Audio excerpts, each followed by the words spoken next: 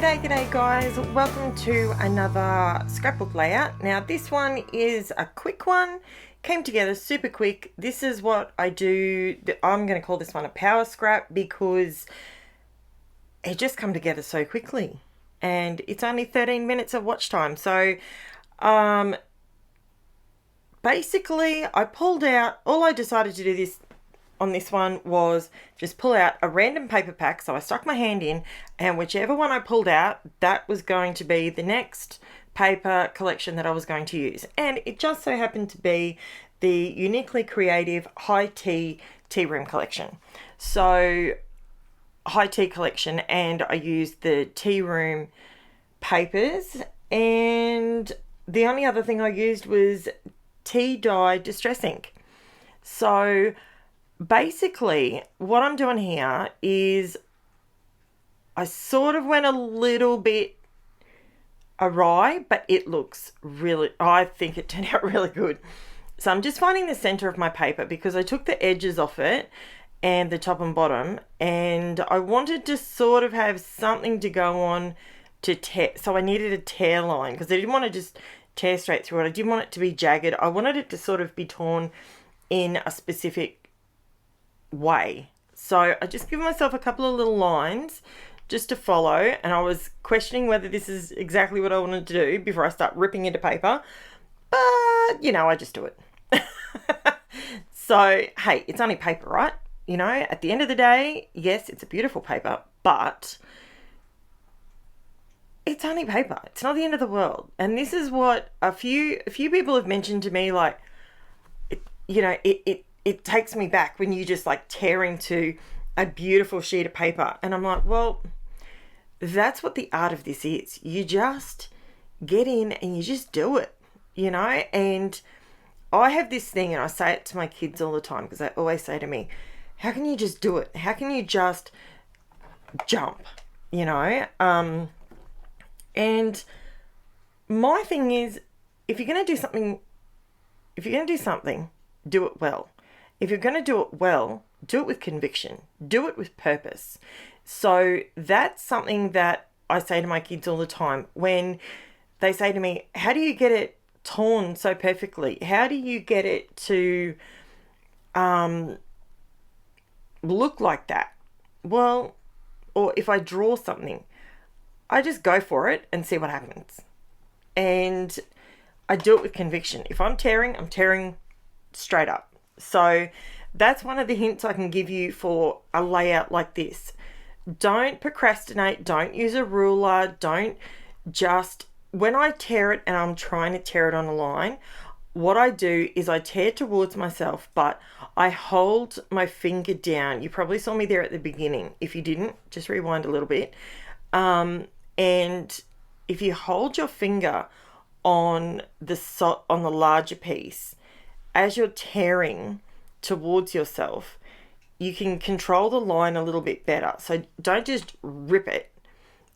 That way you get a nice controlled, still very organic line, but it turns out a lot straighter. So because I tore the centerpiece, I thought, you know what, I'm going to tear lines the whole way around. That's what I'm going to do. I'm not going to use any harsh, direct, straight lines.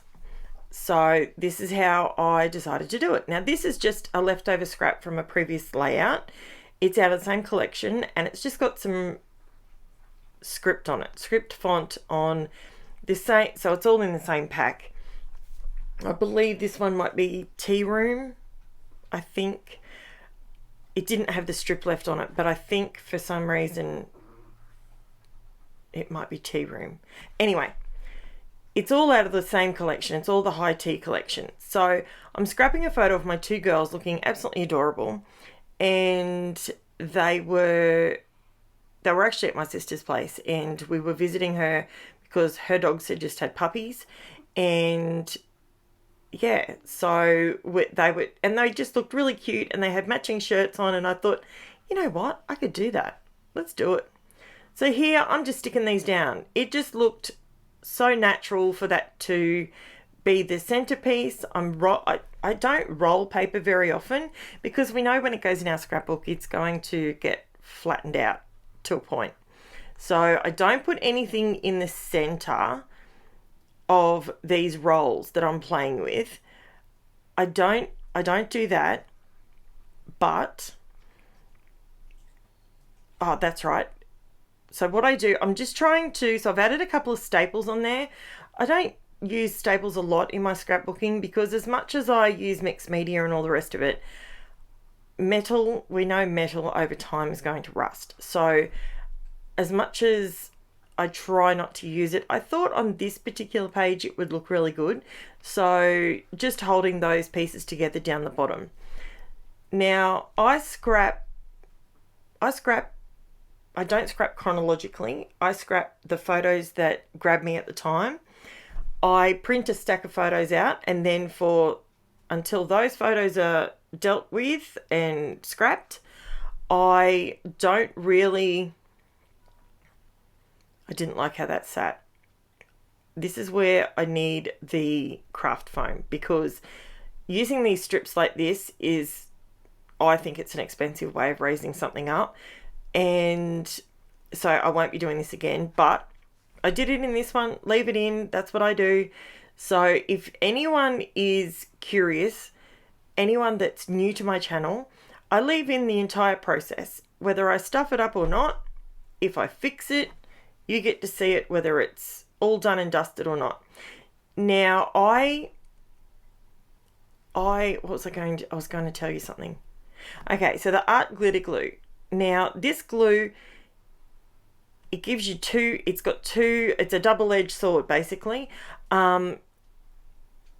It grips and it will never let go. You can attach metal to your page with it. You can do all sorts of things. Metal, wood, paper, any of that. But you don't get very much wiggle room because it goes down in such a fine line. It dries really quick. And because I'm in Queensland here in Australia, yep, I'm an Aussie, in case you're wondering. It dries really quick because I'm in a humid area, and it dries super, super quick. So if it's really cold or if it's quite humid, it dries really quickly. Now, I don't have a problem with that. But that's what I use to glue my paper rolls and on each side. And by the way, they are not meant to be exactly even. It's meant to look like I've peeled the paper open and there's my children in the middle. That's what it's supposed to look like. And by flipping over the pattern, and I haven't used white cardstock as my background, and I haven't done lots of mixed media on this page. I don't think I did any mixed media. I don't think I did it. I might have a bit of pen work. I think that's about it. Don't think there was much of anything in there. I used a little bit of distress ink. I used tea dye. I've never used that colour before. Out of all my distress inks and distress oxides, I've never ever used tea dye. But this is what I was saying to you guys. I'm actually going to do it over the weekend because I do have a lady that would like to know if she started buying inks, which colours would you buy first, sort of thing. Now, I made the decision yonks ago to buy the distress inks first because they came in the minis, in the smaller blocks, to see if I liked working with it as a medium that it's going to cost a fair bit of money to get all of them. So am I going to use them? And I didn't think the oxides were a lot more of an investment, but I have to say I prefer the oxides in most situations now. I really do. Most applications that I do on my scrapbook pages, I prefer the oxides. But going around the edges of things like this, the inks work perfectly. So, and I quite like bringing brown in. I don't know what it is. When I use these couple of Uniquely Creative, I've got a couple of packs. I've got High Tea, and I've got, I think it's Romance. There's a couple of them, and they always seem to pop when you put a little bit of a brown tone around them. They just, yeah, I love it. I think it's gorgeous. Sorry, it's early in the morning, so I'm still having my coffee. And my kids have just gone to school. My husband's off to work, so it's been a great morning. Everything's all... I will give you a bit of a laugh though.